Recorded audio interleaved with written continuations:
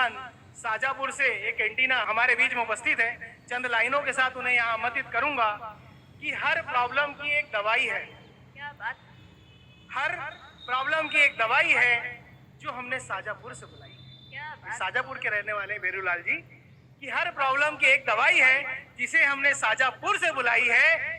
जिसे भी दर्द हो गमों का जिंदगी में, जिसे भी दर्द हो गमों का जिंदगी में, हो जाएगा छूमंतर क्षणिक मात्र में। जिसने भी यह हास्य की गोली एक सुबह और एक शाम खाइए। जोरदार तालियों से स्वागत कीजिए बेरूलाल एंटीना शाजापुर। आदरणीय ने बताया कि एंटीना अजीते तो शादी के बाद मेरे भी हुए, लेकिन वो कविता के बाद में बताऊंगा।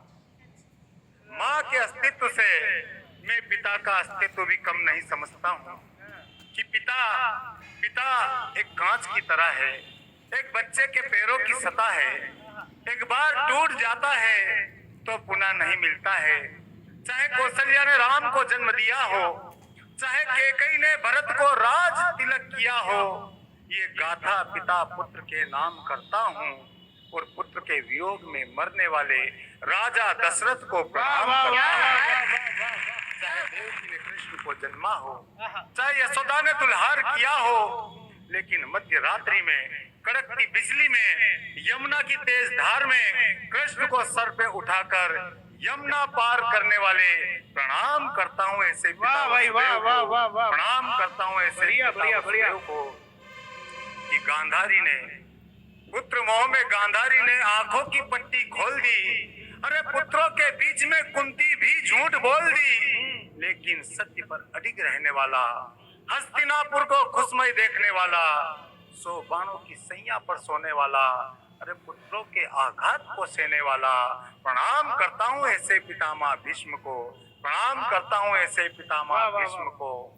तब निवेदन करता हूँ अगली पंक्ति कि दहल उठी है धरती सारी, गगन गूंजता नारों से, और संभल कर रहना अपने घर में छुपे हुए गद्दारों से। तो खेल रहे हैं खेल मौत का और तांडव मचा है देश में, और मांग रहे हैं जाकर घर घर वोट रावण के वेश में। क्या बात।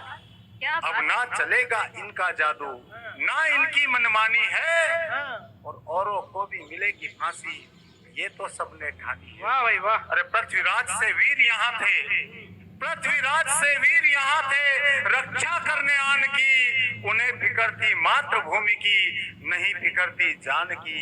और तान सहन का राग अलापे, तान सहन का राग अलापे, अरे नेता भ्रष्टाचारी है और भ्रष्टाचार की आग में झुलसे राजा और कलमाड़ी। क्या बात।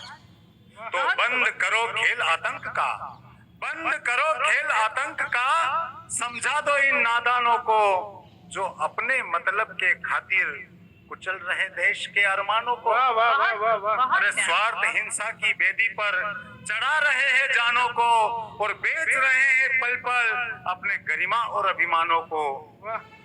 याद आपको मैं चित्तौड़ की यात्रा कराता हूँ कि याद करो तुम पन्ना धाय को, याद करो दीपदान को, और याद करो चित्तौड़ को तुम महाराणा की शान को, और याद करो तुम बलिदान पुत्र का पन्ना के अरमान को, और जिसने बिछा दिया जीवन बेटे का बचाने उदय की जान को।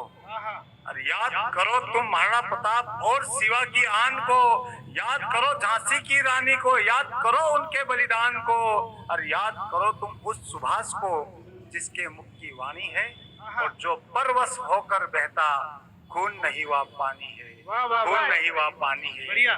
मैंने माँ पे कविता सुनाई, पिता पे कविता सुनाई और देशभक्ति पे सुनाई, लेकिन 4 पंक्ति में उन बेटियों के सम्मान में भी पढ़ना चाहता हूँ साहब कि बेटी क्या चीज है। 0 से लेकर 10 वर्ष तक हम हमारी लाडली बेटी को बेटी बेटी कह के पुकारते हैं, लेकिन मंथन करना कि 12 वर्ष से लेकर 18 वर्ष तक उस बेटी को ले जाने में जीवन की कायाकल्प बदल जाती है।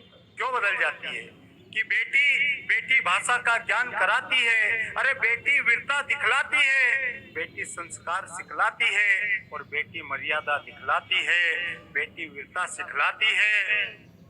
और बेटी बिना कलरव नहीं होता, बेटी बिना कलरव नहीं होता और बेटी बिना वंश नहीं चलता, और जिस घर में बेटी का जन्म नहीं होता उस मनुष्य को अपनी जिंदगी का आधा अनुभव नहीं होता, क्या बात! आधा अनुभव नहीं होता। बहुत बहुत बढ़िया, वाह।